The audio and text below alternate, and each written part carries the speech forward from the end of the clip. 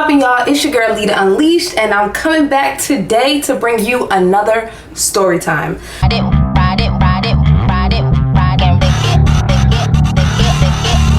I had previously did a little Twitter thread on this story time, like very shortly after it happened, and it went crazy on Twitter. So I'm here today to give you the story live and direct, because this is gonna be a wild one. Make sure you like, comment, and subscribe. And yeah, stay tuned, because we're about to get into some things. Clownery, in short. Story time is about the time that my little boo thing. Look, like I said, flew me to Oakland. Well, technically I was supposed to be going to Atlanta to see him, but we gonna get into everything. So basically how this happened was I had just started talking to this guy, and we'll name him Mr. Everything. Okay. On social media, and then he eventually went on tour with the label that he signed to.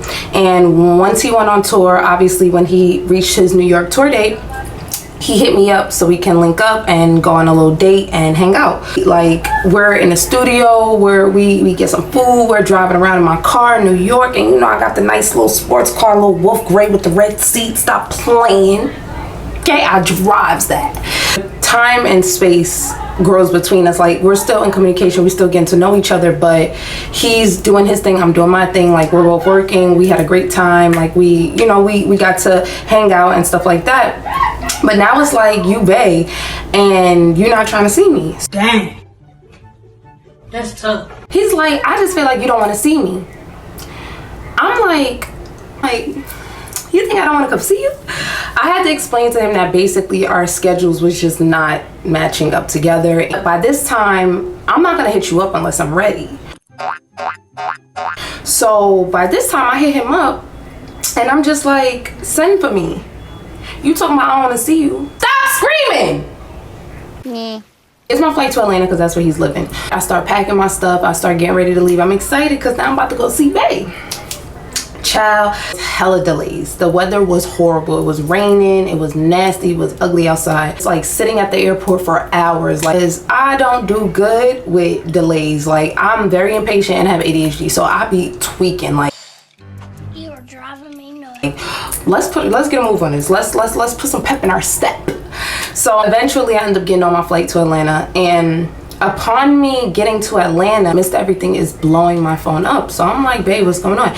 He's like, yo, we gotta take a quick trip to Oakland, so don't even leave the airport, just wait for me there. Comes to the airport, and he's handling our flights and everything. We're on a plane together, holding hands, sharing music. Like, it was very sweet, very cute. Mind you, while we're on the plane to Oakland, he's telling me, like, you know, I really fuck with you, and like, there's some things I gotta tell you, but I don't want to tell you till we're in Oakland and we're settled. And that was kind of scaring me a little bit, because I'm just like, what do you have to talk to me about? Like, don't tell me you gotta talk to me about something and then tell me you're gonna tell me later. Then I'm gonna be thinking about that shit all day. So I'm just like, now I'm getting anxious. I'm like, what do you gotta tell me? Like, tell me. He's like, no, it's fine. Like, I'm just let you know when we're settled. And he's like, it's nothing that deep, it's not that serious. So we get to Oakland or whatever. As soon as we land, there is 2 cars to pick us up. There is like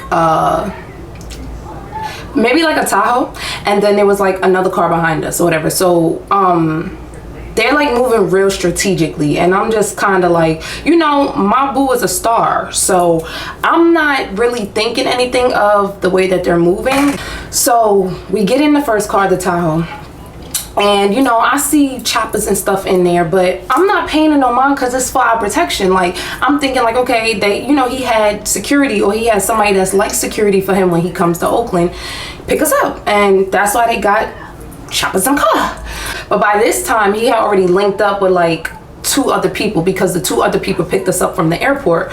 So we go to the hotel, and he's like, oh babe, just go to the front desk, tell them whatever, get the key, and then go upstairs, and I'll be up in a minute. So I'm like, okay, cool. Like, I'm still thinking things a little suspicious, because his friends didn't just drop us off at the hotel. Like, they got out the car and they was like walking around with him, and what is happening here? So I go to the room or whatever. I start getting like freshen up and getting cute, and he comes upstairs with one of his friends, and he came to our room with $100,000 in cash and asked me to help him count it. Yeah, but do I like get money with it or? Now typically I will be like, I'm not counting this unless you're giving me some, but it was just not the vibe. Like, you know how like sometimes you know when you're supposed to say certain things or you're supposed to act on certain things at certain moments, but the vibe doesn't give that. Like, I felt like if I would have said that, I would have been extremely obnoxious, and him and his friend would have just stared at me like, you already starting the obnoxious girl shit. So I was like, you know what, I'm gonna just help this man. I'm not gonna say nothing. Fast forwarding, I asked him like, so what is it that you was saying that you had to tell me when we was on the plane that you was telling me not to worry about? So me and Mr. Everything have always been very open with each other. Like, we have open conversation. Like, we'll be up at 4, 5, 6 in the morning just talking. And he was, you know, giving me the rundown, telling me like, you know, I got such and such amount of kids, and you know, I take care of all of them, and you know, like I fuck with you, and like you really my baby girl, but I need you to know that I used to pimp my baby mama.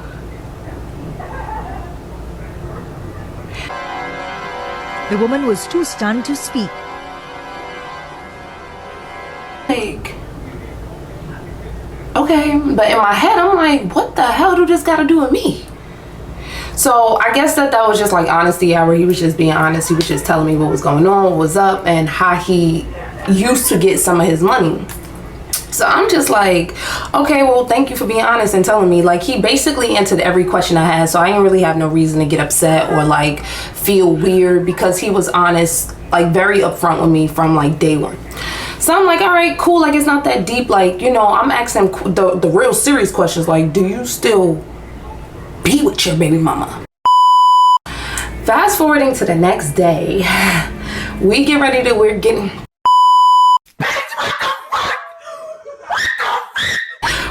ready to go out. He's getting dressed, I'm getting dressed for the day. Put on something calm. I think I put on like a black bodysuit. God willing, and thank God. And you'll know why later in the story. But I put on like a black bodysuit and we went out. Now, Mr. Everything does not smoke weed. Mr. Everything does not smoke. He barely drinks for real, but he will drink, but he don't smoke. This man was giving me weed. Every single one of his friends that we linked up throughout the entire day was giving me weed. I probably had a half by the end of the day. When we get in the car, this is like a new Tahoe. It's like cleaned out. Like, the first Tahoe from when we landed at the airport had like a car seat in the back. Like, it had a lot of stuff in the car. So we riding around, out of nowhere, y'all, Mr. Everything and Yella pick up Dub out of nowhere. I kid y'all not. These niggas start pulling guns out from places that I didn't even know you could pull guns out in the car. Like, I'm learning something new. I'm like, I didn't know you could put a gun in there. I didn't know you could put a gun in there. Then we go pick up Yella. We riding around. They like making pit stops and picking people up, dropping people off, just making a whole bunch of pit stops and, you know, handling their business. And mind you, I'm in a car. Mr. Everything is making sure I'm good. He keeps asking me if I'm okay, holding my hand. I'm in the front seat, he in the back seat, because by this time I had gotten the front seat. So he holding my hand from the back seat, but then he got an AK-47 on his lap, and I'm just like, my life really is GTA. Everybody starts getting hungry, right? And now at this point in time, it's Yella, me, Dub, and Mr. Everything. So everybody's getting hungry in the car. Y'all, Mr. Everything asked me to get out of the car and go get us all food.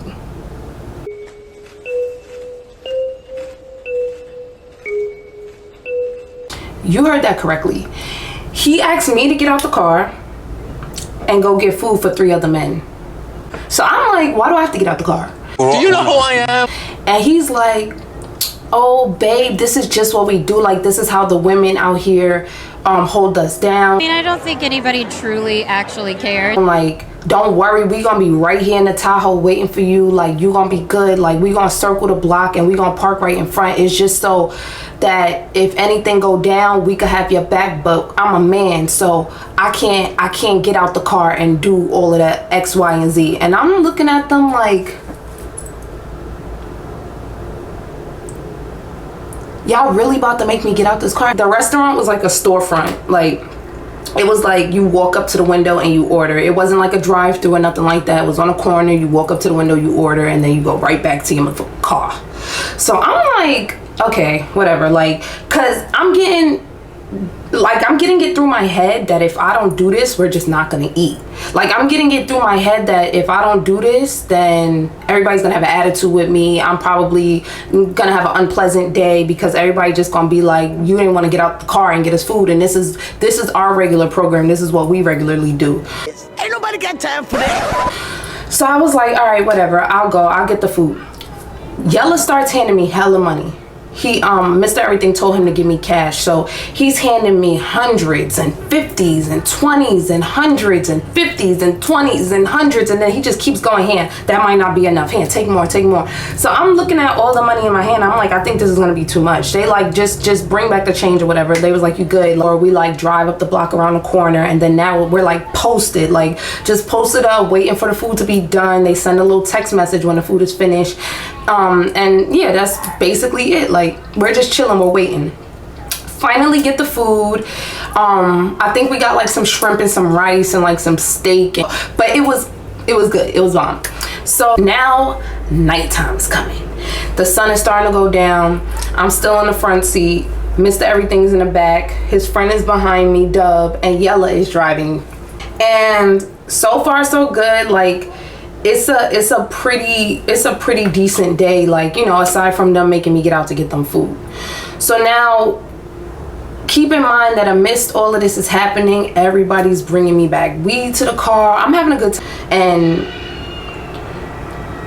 some other shit, but aside from that, I'm having a good time. Like, I'm chilling. Like, anytime I get a chance to just sit there and smoke and chill, I'm always having a great time. So trust me, like, I was not complaining.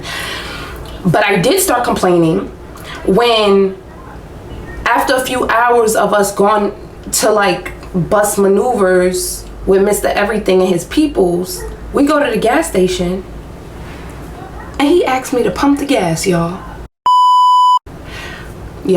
He asked me to pump the gas. It was two other guys, not including Mr. Everything in the car. So it was 3 men in total, and it was me. He asked me to pump the gas. And again, like, the confusion is running through my veins because I'm just like, there's 3 men in the car. Why are you sending me out there to pump the gas? They're like, look, like, this is just how Oakland is. Like, if you look around, you see people's mamas, you see people's sisters, you see, like, you always see women getting out the car to do such and such and such, because if something ever happens, then we can protect you. I'm from New York. I'm not dumb. Y'all not gonna protect me, y'all gonna leave. I'm leaving. I'm sorry. Like, I'm gonna leave and then I'm gonna come back around and make sure you good. I'm gonna leave and go get a strap and then I'm gonna come back around. But nobody in their right mind is gonna sit there while somebody's getting shot at, while somebody, like, it just, like, you know, they was telling me about shootings happening in Oakland and it being crazy, especially at the gas stations and stuff, because that's where everything go down. But it's just like, also, babe, if somebody starts shooting at me, we're at a gas station, so 9 times out of 10 either this whole bitch is gonna blow up or y'all are just gonna leave, and either way I'm dead. I'm like, fine, whatever.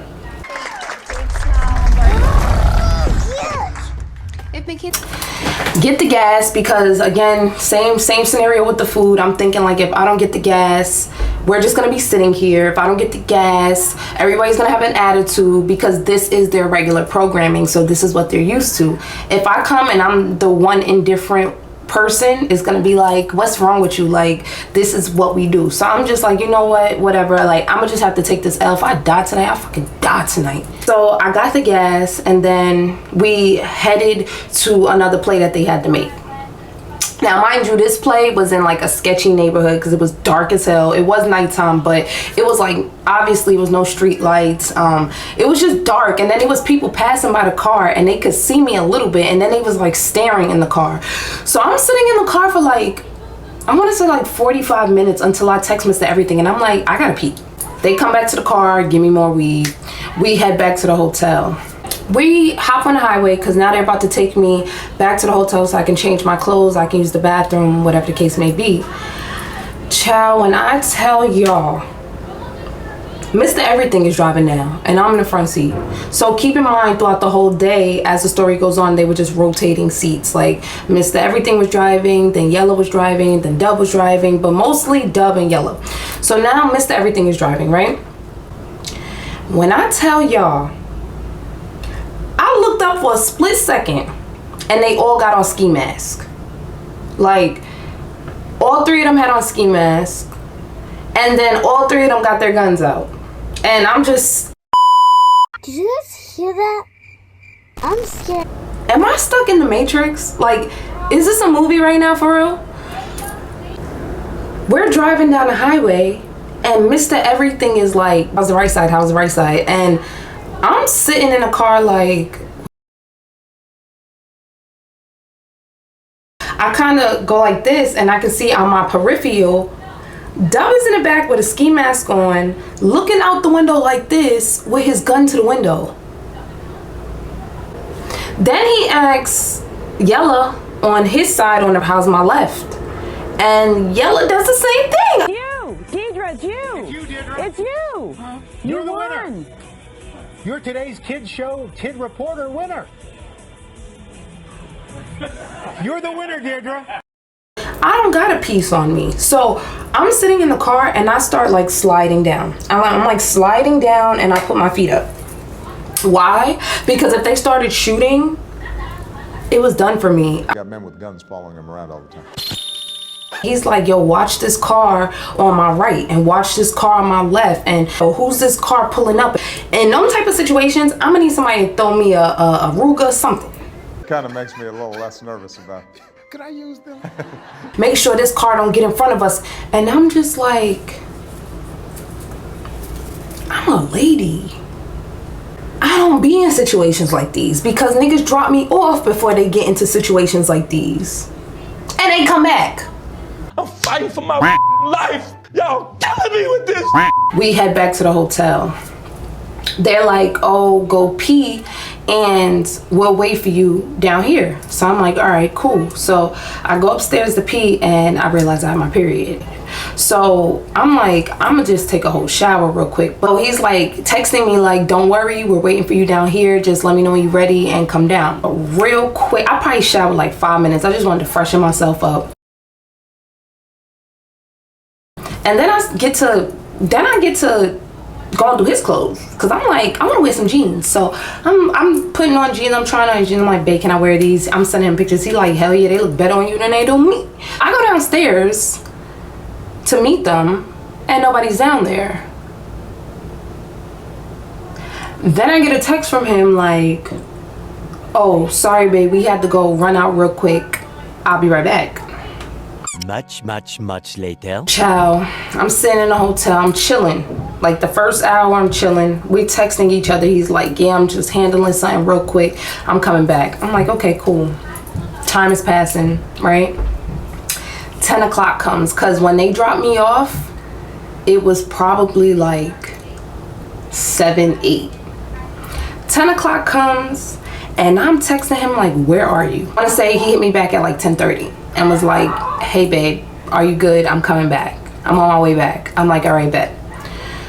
11 o'clock comes, he ain't there. 12 o'clock comes, he ain't there. 1 o'clock comes, he ain't there. I wake up at 4 in the morning and he's not there. So I sent him a text like, you better be dead because where are you?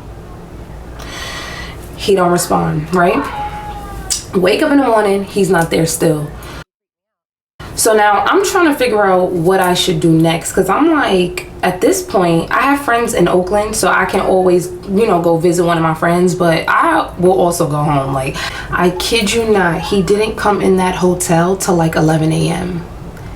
And Upon him coming in the hotel, I'm infuriated. Like, I'm sitting there fully dressed for the day, bags packed, sweatpants on, his sweatpants at that.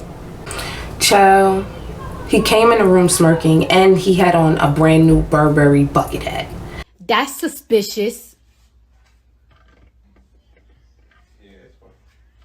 That's weird. When did you have time to go get that bucket hat? It's like, I know you mad at me, and I got into a high-speed chase. Now me, I'ma listen. Like, if you listen hard enough to people,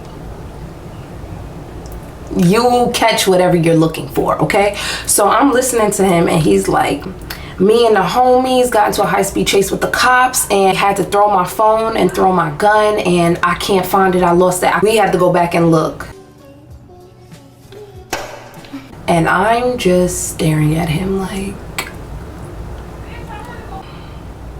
all I had to say was, it seems like you got a lot going on, so I'm gonna need you to fly me home. When I said that to him, his eye was twitching. Like, visibly twitching. Start looking for a flight. Tell him what the flight is. He gives me the money in cash, whatever. I book the flight. He leaves the room to go pick up a phone call. And I'm not gonna lie, y'all, I was so hurt. I was so upset. Like we've been good. Like, why would you just do some weird shit and fuck everything up? Why are you the way that you are? Honestly. And then on top of that, you're clearly being dishonest. So maybe if he was honest, I would have a little bit more sympathy and we could talk about it and we can, you know, move forward. But you're lying. So I remember he would always tell me that he didn't have debit cards. So like anytime it was a situation where something needed to be paid for and you can only pay with a card, he would have me pay and then he would just give me the money. He had like this little Gucci bag that he would keep his money in. He would keep his debit cards in. Like oftentimes he would ask me to hold it because he just didn't want to hold it. So, you know, it was like our little pouch. It just had our shit in it. I saw the bag on the counter in the hotel room. So I went to the bag and I saw that he had debit cards in there earlier, but the debit cards didn't say his name. So I'm like, whatever I'm about to do it shouldn't really mean much to him because he's not even his. So I took pictures of the cards and I posted them on Twitter and Instagram for my fans to go crazy. You know, my fans really mean the world to me. At this point, I was already home. Like, I was good. I was home. I was safe. Like, me and him spoke and he had sent me a text and he was basically like, you know, I fuck with you, but I don't feel like you are well equipped to deal with my lifestyle. Now, mind you, while he's saying all of that in the message, this is not nothing new to me. It's not. The only thing is that the people that I be around that do this type of shit don't put me in jeopardy. Oh. Okay. They don't put me in predicaments where I'm in danger. So, like, I don't really think that, you know, that you can handle this because I'm getting locked up every other day. And I'm just like, if that's the life that you want to live, that's cool. But you don't got to live that lifestyle with me. We don't got to do that. Don't judge. But let's respect each other. He's writing it to me, mind you, in a message. And he's like, basically like, you know, I still got mad love for you and I still fuck with you. I just feel like the place that I'm at in life right now is not contingent for both of us. Child, as soon as he said that, one of my fans must have tried to use his card. He started going off on me, took pictures of my card, and you trying to spend money on my card. Like, the crazy shit is that if you ever needed anything, I would have had your back and I would have got it for you and you didn't need to do that and this and the third. But idiot. Hey, I ain't even use your card, first of all. Second of all, I posted it for my fans to use it. And if I wanted anything from you, you don't think I would have asked you for some of the 100K? You don't think I would have took that? Why would I, like, it don't add up. It don't make sense. So, Guess who's sorry now? and I'm pretty sure that they didn't even get anything because I don't think they had the zip code or something. Like, fast forwarding, we kind of like went ghost on each other after that for a while.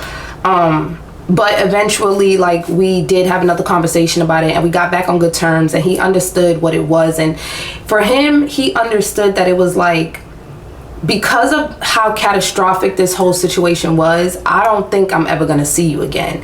And I didn't think I was ever gonna see him again. I didn't think that we was ever gonna talk again. I didn't think that, you know, anything was gonna come out of it. I really felt like, you know, he violated me, bringing me into that position. But I felt like I got my lick back when I had my fans go crazy on his card. So a lot of the things that went on could have been discussed between me and him. But I also felt like, how was I supposed to discuss that with you if you were like not in the hotel, you're not showing up, you're running out with your boys, like you really just doing a whole bunch of gang shit? And that's cool, but don't fly your bitch to Oakland while you go and be a delinquent. Like, I don't understand shit like that, because I wasn't raised like that. I don't be around men that put women in predicaments to do shit like that. And you know, that was not the trip that we were supposed to take together. However, I am grateful that, you know, I did feel safe, I did feel protected, but he was also putting me in situations that was dangerous as hell. So for the most part, like, I was able to forgive him once he apologized and he like really understood where I was coming from. Like, we probably didn't start speaking to each other again till 2023 this year. So Time flies when you're a piece of shit. now we're good. Yeah, man, that's the story time on my flued out trip to Oakland. With that being said, make sure you like, comment, and subscribe. And y'all need to tune in because I have way more videos coming. We on the road to 1K, so fuck with me. Bye.